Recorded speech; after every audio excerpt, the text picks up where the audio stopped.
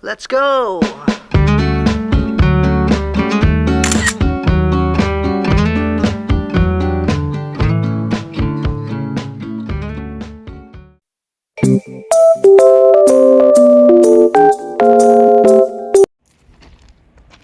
Hi guys.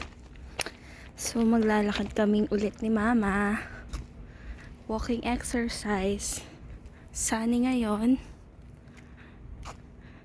Pero super lamig.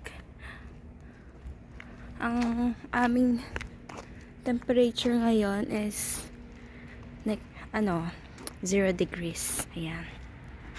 So malamig pa din. Jogging out. Naka-chinelas. Pero naka naman si Mama. Ayan.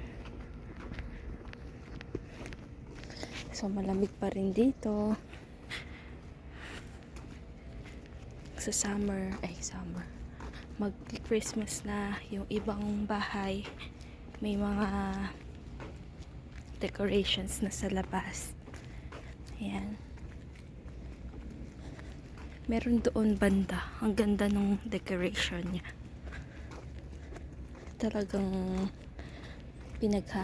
kaso nakababa siya. Hindi nila dahil umulan ata. Tingnan nyo. Basa yung mga Yan. So may mga naglilinis dito sa labas ng bahay. Yung mga dahon. Tinatanggal nila. Nandun banda yung truck.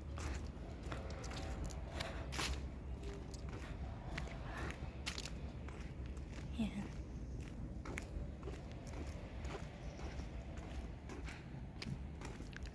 So, kumusta naman kayo dyan sa Pilipinas? So, pwede ko nang itanong yon. Namimiss ko na sa Pilipinas. Namimiss ko nang gumala. Mag-attend ng concert ng K-pop. Kumain sa mga cafes. Tapos, si Spot. Miss ko na si Spot. Tignan nyo yung nagyayelo, oh. Oh, nagyayelo. Miss ko na si Ate Joanne, si Ate Jelly. Nagyayelo siya. Si Spot. Saka yung mga dogs namin. Si Chambi, si Bachi. Talagang nagyayelo siya. Nakikita niyo yung mga white na yan. Yellow yan. Oh my gosh, malapit na ang winter. Look at that. Yeah. So, yan.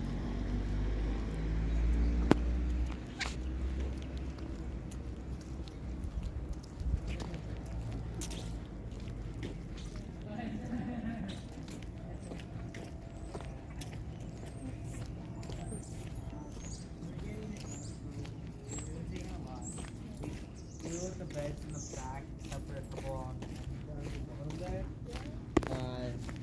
So we're gonna do those. We're gonna like double check everything. Linis ata sila.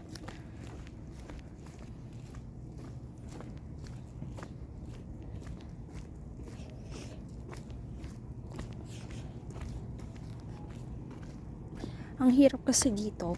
Alam mo yung kasi dun sa Pilipinas, like, madaming mapagbibilhan ng kung gusto mong magmerienda, kung gusto mong tumambay, kung gusto mong lumabas. Like, maglakad ka lang, meron na. Dito, bahay lang makikita mo. Tapos wala pang tao. Wala pang mga tao sa labas. Mga sarado. As in, parang abandonadong lugar. Pero, meron naman tao sa labas. Sa loob. Kaso, hindi mo maririnig talaga sa labas. Diba? Kaya parang boring. Mas maganda pa rin yung mga naririnig kang tao, diba? Yan. Dito, malayo pa. Magbabas ka pa para lang makapunta sa mall. Para lang makakain. Ganyan, magmerienda. Do meron namang merienda sa bahay. Pero syempre, maganda pa din nakakakita ka ng mga tao. Alam mo yon yung mga naglalakad. Parang Hindi masyadong nakakalungkot. Alam mo yun.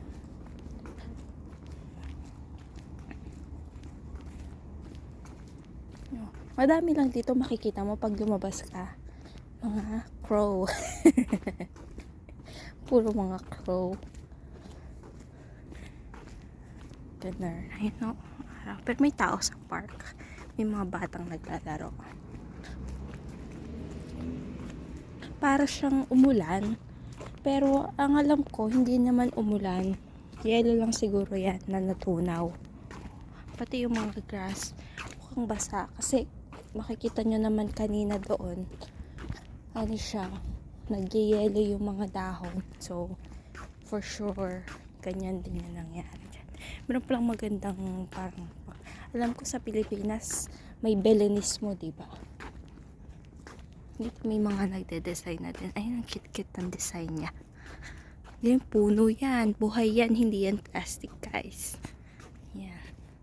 Ayan, o. Maganda, diba?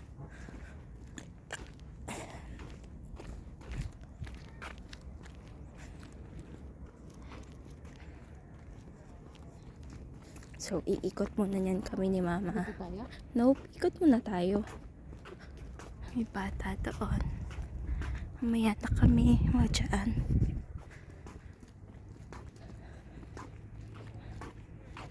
Super lamig yan dito sa winter.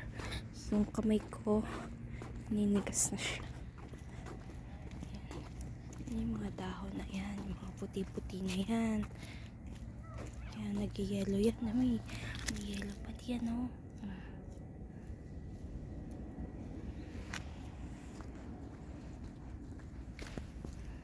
Diba? Mga white na yan. Yellow yan. So, oras na dito is 9 a.m. 9 a.m. kami nagja-jogging ni Mama. Kasi, minsan, pag like 7 a.m. pa lang and 8, madilim pa dito ngayon. Kasi, ganun na siya. Yung time.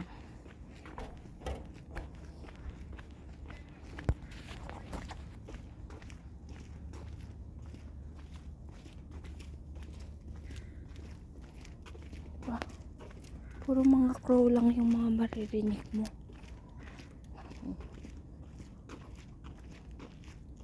Wala pang gaano yung talagang maaraw na maaraw, 'di ba? Di pa talaga siya yung tumatamang mataas pa siya. Ang gaganda ng mga bahay dito, guys. 'Di ba? Yung mga bahay pala nila dito, puro mga kahoy. More on mga kahoy, tingnan nyo. Yan. Yan, kahoy yan hanggang sa loob. Kasi, parang walang gaanong concrete dito na bahay, semento. Kasi, kapag tinanong ko, hindi ko sure kung ganun ba talaga yung sagot doon. Dahil sa, kapag kasi daw semento, malamig daw. So, dahil, malamig yung klima dito, kailangan nila ng woods para makip yung lamig. I mean, ma-prevent. Ganon. Sure. Ganon siya. So, pag hindi papasukan basta-basta or ng lamig. Ganon.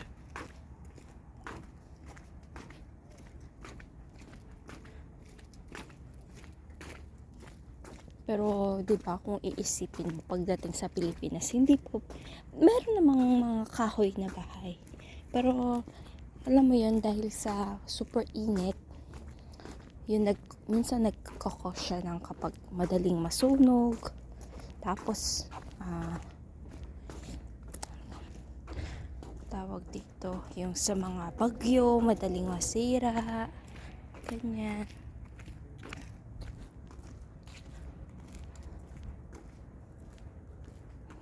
Dito as in, tingnan nyo kahoy, diba? Ang ganda nito, may paano siya, snow flakes. Ito yung playground.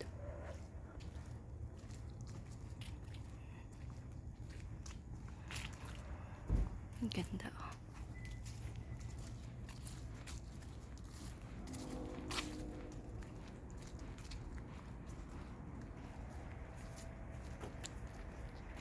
Ayun yung araw.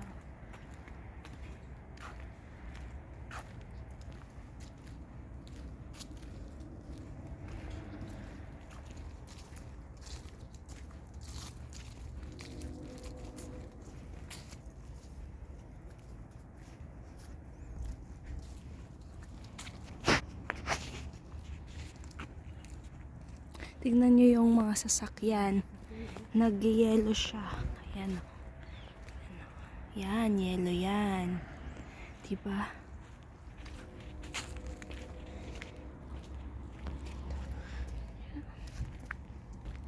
Yun. Nag-yellow siya. Yan.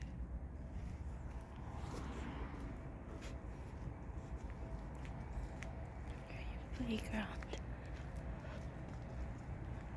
Grabe, super lamig talaga. Kaya naka-bonnet na ako.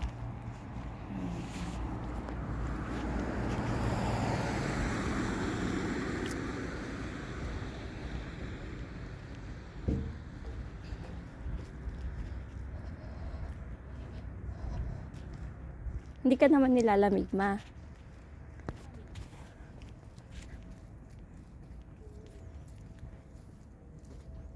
So, paakyat na kami sa park.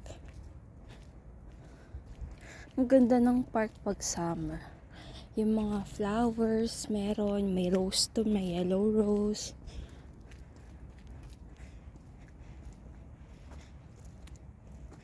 Pero syempre ngayon dahil sa malamig, tsaka umuulan, masisira siya.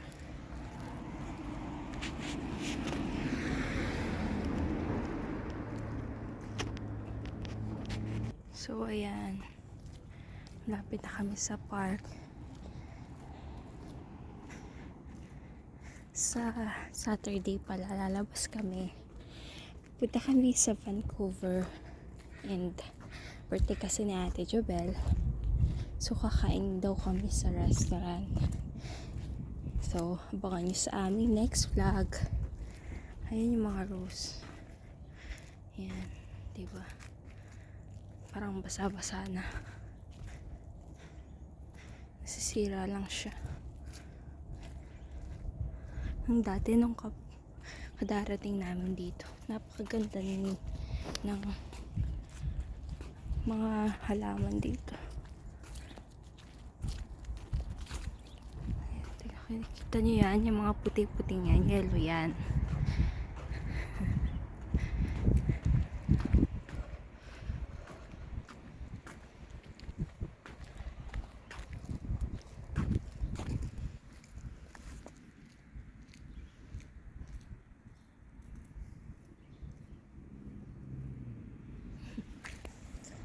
So, nandito na kami sa park. Wala pang init dito sa pwesto namin ni Mama. Pero ang lamig. Yung hangin na malamig. Nagyayelo.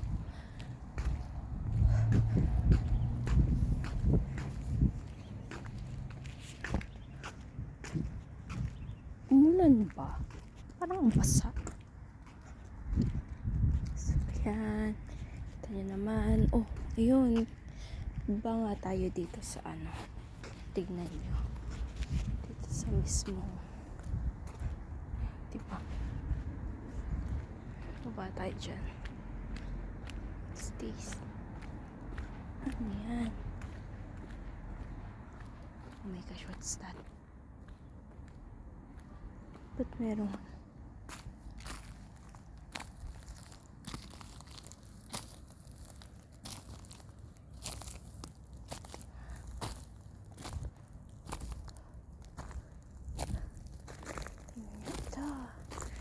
Yellow siya, guys. Hindi naman ako malalaglag dito, no?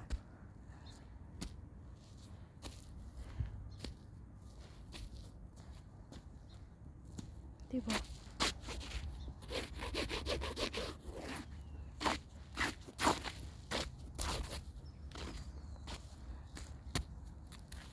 Talunan.